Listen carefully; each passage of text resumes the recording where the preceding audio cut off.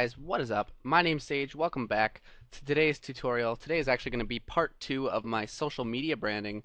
Basically, we're going to be continuing on from last time where we designed this overlay. Basically, this isn't the identical overlay I had. I did end up losing the PSD file, but I made a quick general mock-up of what we left on at.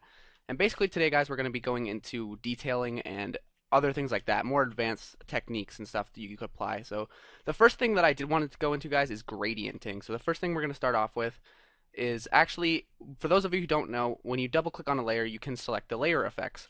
And one thing that you can use to better your works is gradienting, guys. So gradienting works really well to make color schemes. So what you're going to want to usually do is create a gradient. So we'll go ahead and create a new gradient from the black and white. So what you're going to want to do, so say we're going to want to make these the appropriate colors, the red and the blue. So we'll find a nice red, and we're going to want to go about that. And then what you're going to want to do, guys, is take this color code and go into this second one, oops, and apply that color code. And then you're going to go ahead and drag it just a little bit more. And as you can see, it makes a nice gradienting going from light to dark. And then you're just going to go ahead and with this, you click here and go New Gradient. You can go ahead and name it whatever you want, and it will add it right to your gradienting tab. So from there, guys, you can go ahead and adjust your gradient. You can go ahead and reverse the coloration going from up or down. You can choose to have it go radial, which changes it from the center. Instead of going from up and down, it changes it from the center to the outside. Or you can also go some of the other ones, angle, which is obviously on an angle, and other ones reflected and diamond. Not really going to go into that too much, guys. Mostly I like to just go from a dark to light scale gradient on each of our works. So now we're going to go ahead and apply that to the Twitter as well. So I already have one generated, so we're going to go ahead and use that. All right, so that gives our images a little bit more of a pop to it, guys. Gives them a little bit sleeker look, and just overall makes it a little bit less flat as an image. So another thing you can do as well, guys, is give a gradienting to your actual bars of your overlay. So say you want to go with a dark black, maybe, or even a gray like this. We'll go with the gray, guys.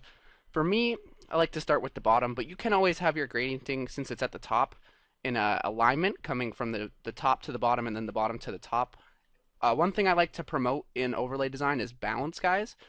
You really want to have everything balancing out with your gradients. If you have gradients facing all the same way in certain spots of your works, they don't necessarily look nice or complement each other. So one thing you have to remember when using gradients, guys, is to make them complement each other and all flow well. So just some advice when trying out your gradients, guys. Again, this is all, you're going to have to find out what works for you guys. This is just what I've learned in the past. So that looks pretty good. I'm liking where this is going, guys. We're going to go ahead and actually make this one a new gradient. And then we'll close this, and we'll go back up here and do the same to our bottom as well. So let's find our gradient, and we'll reverse it since we're on the bottom now again. So to reverse it, oh, sorry guys, actually gotta change this to, actually no. Yeah, this actually has to be at 0, guys. Sorry about that, because I forgot that since the gradienting was on 90%, it was reversing the from left to right, not from up and down. So we're gonna go ahead and put the gradient back on this one, like so. There we go, guys. So one thing I am going to do, since we're using a darker color scheme, is we're going to have a lighter white text to really complement the text, you know, and blazon it out on the bars themselves. And it has a really good balance with the color scheme, guys. So we're going to go ahead and change this one as well to white, the Twitter, and the YouTube. Alrighty. So as you can see, it's starting to take a little bit more of a, starting to get a bit of a sleeker look to it, guys, because we are cleaning it up with our gradienting and whatnot. So let's go ahead and put these on our rounded bars. Gradient black, and we'll reverse this one since it's on the bottom. And then we can go ahead and add our gray gradient to this. I'm actually going to go ahead, and since this is a box that goes like this, guys, we're actually going to go ahead and apply a radial one so that it applies evenly matched with our color scheme. So there you go, guys. As you can see, change the color scheme up quite a bit, make it a little bit nicer. What else can we do to this, guys? One thing you also can do, guys, I'm going to go ahead and go into my graphics folder. A lot of you guys, if you're getting serious into graphics, should definitely download some graphics packs, guys, from some of your favorite artists, or just from YouTube in general, guys. They can be really helpful with some effect textures and stuff like that, stuff to apply to your overlays to give it a different look or feel, or just a general effect that you're trying to pull off. So since this one is a little bit darker, guys, I think I'm going to go for more of like a metallic sort of texture. So we're going to try this metal grating right here, guys. So what we're going to do is take this down into our top bar and drag it on top.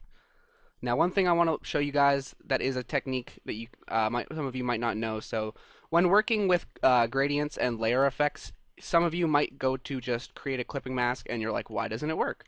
Well, one thing you cannot do, guys, is create a clipping mask to an effect shape. So what you're going to have to do is rasterize the layer style. As you can see, I duplicated it just in case I made it original, and this is our rasterized one. So now, as you can see, we can create the clipping mask, and now we can change the settings to overlay or whatever we like. I'm going to go ahead and rock with overlay, and I actually kind of want to resize this a little bit because the texture is a little bit too big, in my opinion, for the size of the bar. So we're just going to make it a little bit smaller while holding shift to not lose pixel quality, guys. So that looks about right. So we're going to knock the opacity down as well to probably about, we'll go about there. That looks about right. So now we're also going to go ahead and do this to the bottom bar as well, guys, to give it, again, some balance. So let's go ahead and get it on top of the bar. Where's my bar? Sorry about this, guys. Just have to go back really quick. There we go. So we're going to go ahead and duplicate the extra bar so that we don't lose our progress. Rasterize the layer style again and create a clipping mask. And there you go, guys. You have a nice seamless texture on both sides. You could also choose to apply it to the webcam as well, but it will not be as noticeable, guys, unfortunately. But I hope this did help. There's not really much else I could show you guys. You're really just going to have to experiment with different FX styles and stuff like that on some of your works. But I hope this helped you learn what I do and some of the techniques I use. I just wanted to keep this video a little bit shorter than my last tutorial, but I hope you guys do find something useful.